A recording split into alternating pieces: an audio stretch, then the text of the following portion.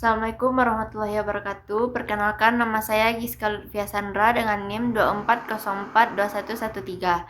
Saya di sini ingin mempresentasikan tentang investasi dan kesejahteraan masyarakat. Pengertian investasi. Investasi adalah kegiatan menanamkan atau menginvestasikan modal atau uang pada suatu aset, instrumen atau proyek dengan harapan untuk memperoleh keuntungan di masa depan. Tujuan utama investasi adalah untuk menjaga nilai kekayaan dari inflasi dan mencapai tujuan finansial jangka panjang, meskipun selalu ada risiko kehilangan sebagian atau seluruh modal yang diinvestasikan. Bentuk dari investasi yaitu yang pertama saham, membeli kepemilikan di perusahaan, keuntungan diperoleh dari dividen dan peningkatan nilai saham. Yang kedua, obligasi. Surat utang yang diterbitkan oleh perusahaan atau pemerintah. Investor menerima bunga tetap selama periode tertentu. Yang ketiga yaitu reksadana. Kumpulan dana dari berbagai investor yang dikelola oleh manajer investasi untuk membeli saham, obligasi, atau instrumen pasar uang. Yang keempat yaitu properti investasi dalam bentuk real estate, seperti rumah, apartemen, atau tanah. Keuntungannya yaitu diperoleh dari penyewaan atau penjualan. Selanjutnya, jangka waktu investasi. Yang pertama, jangka pendek. Durasinya kurang dari 1 tahun. Contohnya, deposito berjangka, saham jangka pendek, atau perdagangan harian. Karakteristiknya yaitu likuiditas tinggi, risiko lebih rendah, tetapi imbal hasil biasanya juga lebih rendah. Yang kedua, jangka menengah. Durasinya yaitu 1 hingga 5 tahun. Contoh obligasi jangka menengah, reksadana, atau investasi di properti dengan rencana jual dalam waktu dekat. Karakteristiknya yaitu kombinasi antara risiko dan imbal hasil. Cocok untuk investor yang ingin melihat pertumbuhan investasi dalam waktu yang relatif singkat. Yang ketiga yaitu jangka panjang.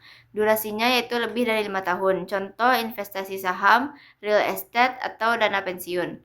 Karakteristiknya yaitu potensi imbal hasil yang lebih tinggi, tetapi juga risiko yang lebih besar. Cocok untuk tujuan keuangan jangka panjang seperti pensiun atau pendidikan anak. Selanjutnya, sektor investasi. Yang pertama, pemerintah mengatur undang-undang dan Perp terkait investasi pemerintah.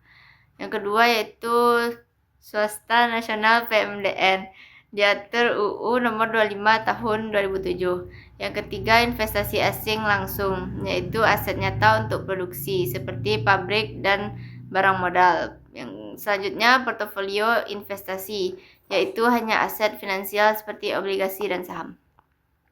Risiko investasi yaitu yang pertama ketidakpastian, kejadian yang tidak diinginkan, risiko yang dapat diasuransikan atau insurable risk, dan risiko tidak dapat diasuransikan. Uninsurable risk yaitu risiko investasi swasta, untung balik modal rugi. Risiko investasi publik yaitu tidak memenuhi kebutuhan publik, pemborosan keuangan negara. Selanjutnya, manajemen risiko investasi. 4 fase manajemen risiko. Yang pertama, identifikasi. Yang kedua, analisis penilaian. Yang ketiga, reaksi pemantauan. Yang keempat, serta pengadilan risiko. Investasi berperan penting dalam meningkatkan kesejahteraan masyarakat dengan menciptakan lapangan kerja, mendorong pertumbuhan ekonomi, dan meningkatkan infrastruktur.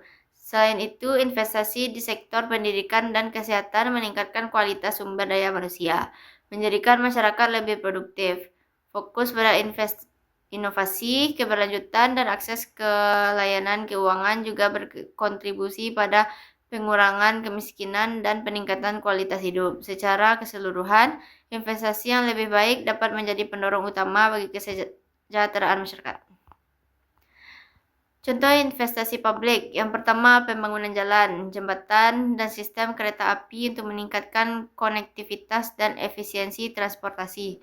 Yang kedua yaitu membangun dan merenovasi sekolah, universitas, dan fasilitas pendidikan lainnya untuk meningkatkan akses dan kualitas pendidikan.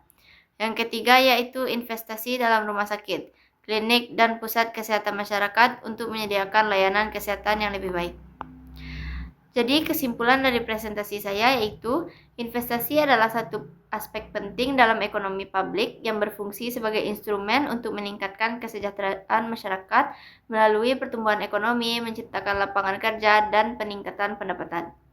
Pemerintah berperan strategis dalam mengelola dan mengarahkan investasi agar memberikan manfaat maksimal bagi masyarakat luas, terutama dalam hal pemerataan pembangunan dan pengentasan kemiskinan. Baik, sekian presentasi saya. Jika ada kata-kata yang salah, mohon dimaafkan. Wabillahi taufiq wal hidayah. Wassalamualaikum warahmatullahi wabarakatuh.